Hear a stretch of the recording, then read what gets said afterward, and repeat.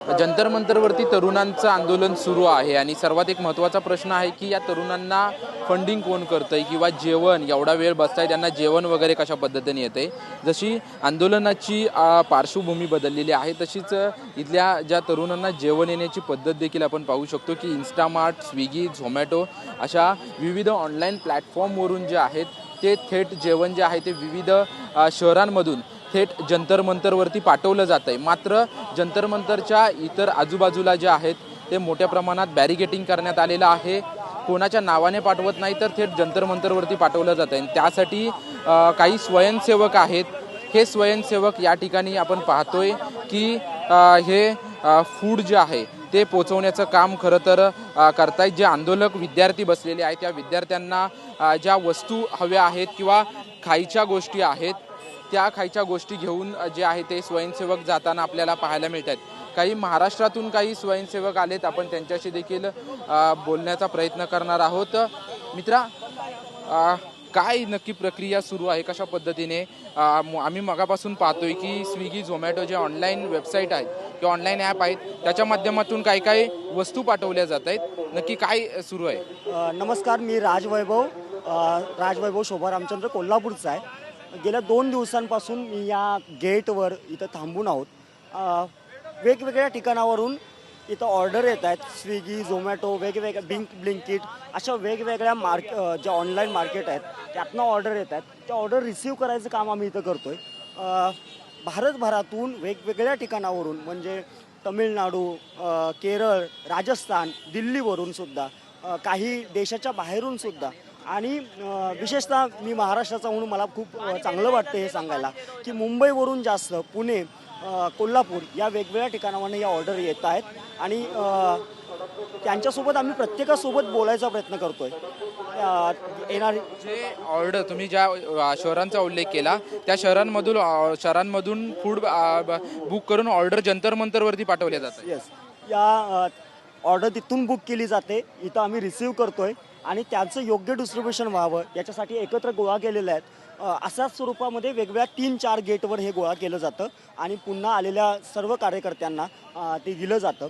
यामध्ये तुम्ही बघू शकताय की लोक काय काय पाठवत आहेत।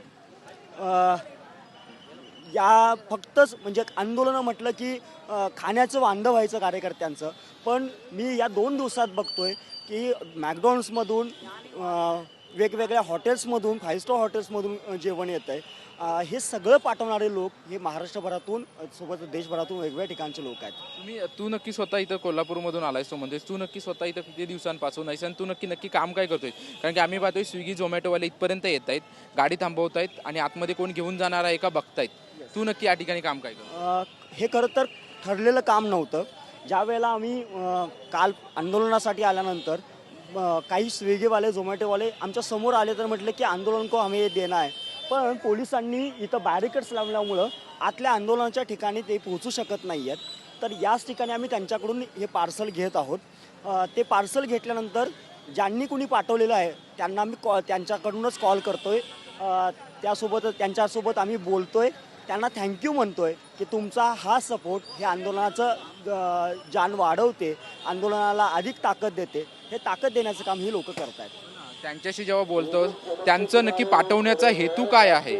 मैंने हे पूछा, म्हणजे मी काही लोकांना विचारलं, जाणीवपूर्वक विचारलं की का पाठवलं तुम्ही हे, तर त्यांनी सांगितलं की मी तिथं येऊ शकत नाही आहे, मी इथं अस्वस्थ आहे आणि मला कुठल्या ना कुठल्या पद्धतीनं त्या असलेल्या आंदोलनाला समर्थन द्यायचं आहे, सपोर्ट करायचा आहे आणि माझा प्रेझेंट जरी नसला तरी मी हे बुक करून तुमच्यासाठी पाठवू शकतो। अशा स्वरूपातली त्यांची भावना आहे। काही मी जाणीवपूर्वक सांगेन की काही कॉल माझ्याबरोबर बोलत असताना रडलेले आहेत। महाराष्ट्रातले लातूरमधली लोक, ठाण्यामधली लोक, मुंबईमधली लोक फोनवर रडलेले आहेत। त्यामुळे आम्ही तिथं नाही आहोत याचं आम्हाला खूप वाईट वाटतं आहे। याच्यासाठी आमच्याकडनं हे कॉन्ट्रीब्युशन तुम्हाला असेल। त्यांचं म्हणणं काय असतं, कोणाला द्यावं? कारण की इतर राज्यातली देखील लोक आलेली आहेत, त्यांना कोणाला द्यावं किंवा कशा पद्धतीने द्यावं, त्यांचं याबद्दल काय? स्विगीवाले जे लोक येत आहेत त्या लोक आल्यानंतर मी जाणीवपूर्वक त्यांना सुद्धा प्रश्न विचारले की आपको जिसने भेजा है उसने क्या कहा है आपसे, तो उसने बोला की पुलिस वाले छोडकर किसी को भी दे दे. म्हणजे पोलिसांच्या बाबतचा जो राग कालच्या लाठीच्या जे काही व्हिडिओज बघितले गेलेले आहेत लोकांनी, जे आपण देचं लाठीचार्ज या पोलिसांनी केलेला आहे. अगदी लहान मुलं बघितली नाहीत, महिला बघितल्या नाहीत. यातनं तयार झालेला राग आहे, तो राग त्या महाराष्ट्रात बसलेल्या, केरळमध्ये बसलेल्या या सगळ्या माणसांच्या मनात अजून तयार होतोय, वाढतोय. आणि तो राग हे अशा पद्धतीनं व्यक्त करतायत, ते सांगतात पोलीस सोडून तुम्ही कुणालाही द्या. पण किती दिवस ही सेवा सुरू ठेवणार? कारण की याच्या अगोदरची आंदोलन आपण जर पाहिली तर त्या आंदोलनामध्ये थेट जेवण करण्याची प्रक्रिया सुरू असायची. कोणत्या ना कोणत्या पक्षाकडून खरं तर जेवण दिलं जायचं, फूड पॅकेट दिले जायचे. मात्र आता ती प्रक्रिया बदलली, पद्धत बदलली. किती दिवस हे सुरू ठेवणार आहात तुम्ही? मला असं वाटतं की हे जोपर्यंत आंदोलन सुरू आहे तोपर्यंत हे सुरू राहणार आहे. माझा इंस्टाग्रामचा इनबॉक्स आता फुल्ल झाला आहे. मला रिप्लायसुद्धा करता येत नाही आहेत लोकांना. इतक्या पद्धतीनं ते मला लोकेशन विचारतायत, कॉन्टॅक्ट नंबर विचारतायत. आम्हाला जेवढे दिवस इथं दिल्लीमध्ये राहणं शक्य आहे तेवढे दिवस आम्ही इथं राहू. पण हा चार्ज कुणी कुणाला सोपवलेला नाही आहे. ते स्वतःहून घेत आहेत आणि हे आणखी वाढत राहणार आहे.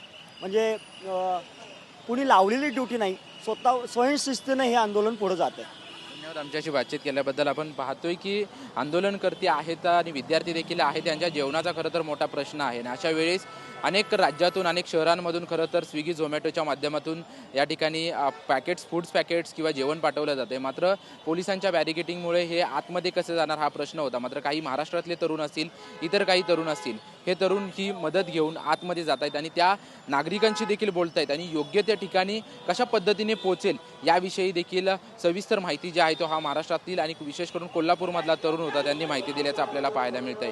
कॅमेरामन योगेश गुरवसह निवृत्ती बाबर, TV9 मराठी, दिल्ली.